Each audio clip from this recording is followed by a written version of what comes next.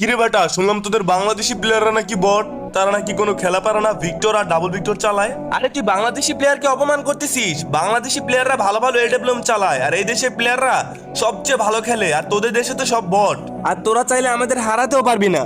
আরে তুই আমাদের দেশের প্লেয়ারকে বট বলতেছিস? আমাদের দেশে ভালো ভালো প্লেয়ার আছে, তোরা তো রাইস্টারকে দেখলেই ভয় পেয়ে যাবি।